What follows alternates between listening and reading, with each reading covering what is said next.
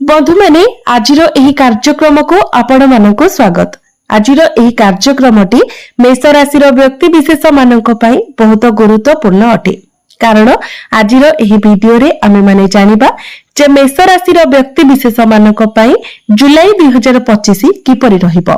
मेष राशि व्यक्ति विशेष मानकर मासिक राशिफल उपरे आलोचना करिबा। मेष राशि व्यक्ति विशेष मानकर स्वास्थ्य, शिक्षा, प्रेम जीवन, वैवाहिक जीवन, भाग्य, क्यारियर एवं व्यापार वाणिज्यर स्थिति किपरि रहिबो एही जुलाई 2025 रे से विषय रे विस्तार भाबरे आलोचना करिबा। नवग्रहंकर स्थिति मध्य देखिबा। नवग्रह केउ प्रकारर फल प्रदान करिपारे सक्षम हेबे। एहा सहित अशुभत्व प्रदान करुथिबा ग्रह मानक पई किछि विशेष प्रतिकार मध्य जानिबा। सेथिपाई आपणकर मध्य जदि मेष राशि होई थाए तो वीडियोटी को स्किप न करी शेष पर्यंत निश्चय देखंतु एवं वीडियो को गोटे लाइक करी चैनल को सब्सक्राइब करी दियंतु। कमेंट बॉक्स रे भक्ति एवं श्रद्धार सहित जय श्री जगन्नाथ निश्चय लिखंतु। तेबे बंधु माने आसंतु आरंभ करिबा आजिर एही कार्यक्रम को जहा आपणकर जन्म राशि तथा चंद्र राशि उपरे आधारित अटे। तेबे राशि चक्रर 12 गोटी राशि मध्यरु प्रथम राशि हेउछि मेष राशि एवं मेष राशि राष्ट्राधिपति हेउछन्ति मंगल। तो मंगल आपणक कुंडलीर पंचम भावरे विराजमान अछन्ति। मंगलंक सहित केतु मध्य आपणकर पंचम भावरे विराजमान अछन्ति। आपणकर द्वितीय भावरे विराजमान अछन्ति शुक्र। तृतीय भावरे विराजमान अछन्ति सूर्य एवं गुरु। चतुर्थ भावरे विराजमान अछन्ति बुध। आपणकर एकादश भावरे विराजमान अछन्ति राहु एवं द्वादश भावरे विराजमान अछन्ति शनि। तेबे आसंतु सर्वप्रथम जानि नेबा आपणकर स्वास्थ्य किपरि रहिबो एही जुलाई 2025 रे। तेबे बंधु माने कुंडलीर प्रथम भावटी होइथाय आपणक स्वास्थ्यर भाव, इम्युनिटी सिस्टम रो भाव एवं आपणकर प्रथम भावर अधिपति हेउछन्ति मंगल। मंगल आपणकर पंचम भावरे विराजमान अछन्ति। तेबे 29 जुलाई को मंगल आपणकर षष्ठ भाव को चली आसीबे। षष्ठ भावटी होइथाय रोग, ऋण एवं शत्रुर भाव। तेबे जे पर्यंत मंगल आपणकर पंचम भावरे गोचर करिवे से पर्यंत आपणको स्वास्थ्य जनित कोनोसी भी समस्या देखा देबो नाही। किंतु 15 जुलाई पूर्वरु आपणको आपणकर खाद्य पानीय प्रति विशेष ध्यान रखिबार अछि। कारण सूर्य आपणकर तृतीय भावरे अछंती। आपण ध्यान रखिबे जदि आपण एपरि किछि स्थान को जाउछंती जेउठारे अधिक पॉल्यूशन रहिछि से जगार मध्ये आपणको निजर स्वास्थ्यर विशेष जत्न नेबार अछि। तेनु 15 जुलाई पूर्वरु आपणको आपणकर खाद्य पानीय एवं एलर्जी भली समस्या प्रति सावधान रहिबार अछि। तेबे मंगलंकर स्थिति भलो थिबा हेतु आपणकर स्वास्थ्य भलो रहिबो, इम्युनिटी सिस्टम भलो रहिबो। किंतु 29 जुलाई ठारू आपणकर इम्युनिटी सिस्टम टिके डाउन रहि पारे। एबे आसंतु जानिबा आपणकर शिक्षा क्षेत्र किपरि रहिबो एही जुलाई 2025 रे। तेबे बंधु माने कुंडलीर पंचम भावटी होइथाय आपणकर शिक्षार भाव। आपणक पंचम भावर अधिपति हेउछन्ति सूर्य। सूर्य आपणकर तृतीय भावरे विराजमान अछन्ति एवं सूर्यଙ୍କ सहित गुरु मध्य आपणकर तृतीय भावरे विराजमान अछन्ति। तेबे बंधु माने तृतीय भावरे सूर्यଙ୍କର गोचर को भलो माना जायथाय। तेनु आपण जदि गवर्नमेंट रिलेटेड किछि एग्जाम देबा पई चाहुछन्ति, किछि फॉर्म फिलअप करबा पई चाहुछन्ति तो आपण निश्चित रे ताहा करि परिबे। कारण सेथिरे आपणको सफलता मिलिबो। यह व्यतीत 16 जुलाई को सूर्य आपणकर चतुर्थ भाव को केंद्र को चलन करिवे। एठारे मध्ये सूर्यଙ୍କର स्थिति बहुत भलो रहिबो। तो एही जुलाई मासरे जदि आपण पाठ पढ़ा रिलेटेड किछि भी डिसीजन नेउछन्ती, जदि आपण किछि फॉर्म फिलअप करबा पई चाहुछन्ती, एडमिशन नेबा पई चाहुछन्ती, कोनोसी कॉम्पिटिटिव एग्जाम देबा पई चाहुछन्ती, प्रत्येक क्षेत्र रे आपणको शुभ फल प्राप्ति हेबो। आपणकर प्रथम भावर अधिपति मंगल मध्य आपणकर पंचम भावरे गोचर करूछन्ती। आपणकर माइंड शार्प हेबो, पाठ पढ़ारे आपणकर आग्रह आसीबो। तेबे आपणकर पंचम भावरे केतु मध्य विराजमान अछन्ती। तो केतु हेउछन्ती छाया ग्रह, मुंड विहीन ग्रह। से आपणक मध्यरे परिवर्तनर चिंताधारा आनिबे। पाठ पढ़ारे आपण निश्चित भावरे किछि ना किछि परिवर्तन करि पारंती। एबे आसंतु जानिबा आपणकर प्रेम जीवन किपरि रहिबो एही जुलाई 2025 रे।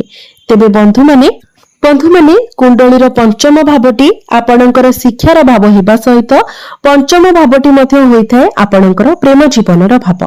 तो आपणकर पंचम भावर अधिपति हेउछन्ति सूर्य एवं सूर्य आपणकर तृतीय भावरे विराजमान अछन्ति।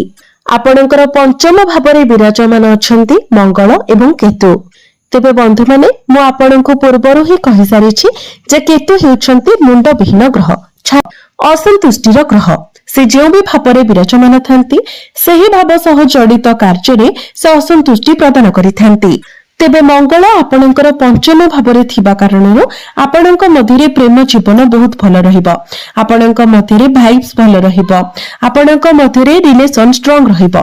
किंतु केतु आपणकर पंचम भावरे थिबा कारणरो आपणक मध्यरे कंप्लेन मध्य अधिक रहिबो। आपणकर पार्टनर आपणक पई जेते जहा कले मध्य आपण सब किछि को नेकी कंप्लेन करिवे। तेबे ए सब को आपणको निज ठारे दूरी रखिबार अछि, आर्गुमेंट ठारो आपणको दूरे रहिबा को पड़िबो एवं आपण जेते परिबे निज भितरे अंडरस्टैंडिंग भलो रखिबा पई चेष्टा करंतु। जदि ए सब को आपण कंट्रोल करि नेउछंती तो निश्चित भाबरे आपणकर प्रेम जीवन जुलाई मासरे बहुत भलो रहिबो, कारण मंगलंकर स्थिति बहुत भल रहुछि। मंगल स्वयं आपणकर पंचम भावरे विराजमान अछंती। एबे आसंतु जानिबा आपणकर वैवाहिक जीवन किपरि रहिबो एही जुलाई 2025 रे। तेबे बंधु माने कुंडलीर सप्तम भावटी होइथाय आपणक वैवाहिक जीवनर भाव, आपणक जीवन साथीर भाव। तो आपणक सप्तम भावर अधिपति हेउछंती शुक्र।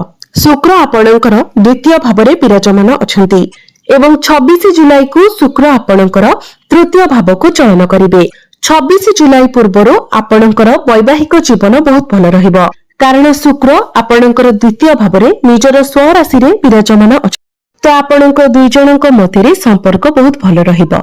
पूर्वरो जदि आपणक मध्यरे कोनोसी प्रकारर मनांतर मतांतर रहितिला से सब दूर होइछिबो। एहा व्यतीत आपण दुई जण मिसी कोनोसी बड़ डिसिजन नै पारंती। आपण दुई जनकर डिसिजन रे आपणकर आर्थिक स्थिति मजबूत हेबो। आपण दुई जनकर सहयोगितारे परिवार रे खुशी खबर आसीबो। आपण परस्पर को प्रत्येक कार्य रे सहयोग करिवे, जहा फलरे आपणक जीवन रे किछि ना किछि बेटरमेंट निश्चित भाबरे आसीबो।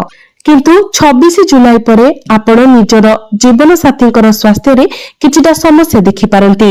एलर्जी, इन्फेक्शन, कफ कोल्ड भली किछिटा समस्या देखा देई पारे। एबे आसंतु जानिबा सबुठार महत्वपूर्ण विषय वस्तु आपणकर भाग्य, क्यारियर एवं व्यापार वाणिज्यर स्थिति किपरि रहिबो एही जुलाई 2025 रे। तेबे बंधु माने कुंडलीर नवम भावटी होइथाय आपणक भाग्यर भाव। आपणक नवम भावर अधिपति हेउछन्ति देवगुरु बृहस्पति। गुरु आपणकर तृतीय भावरे विराजमान अछन्ति।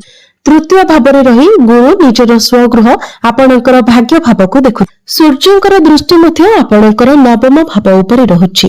शनि आपणकर द्वादश भावरे विराजमान अछन्ति।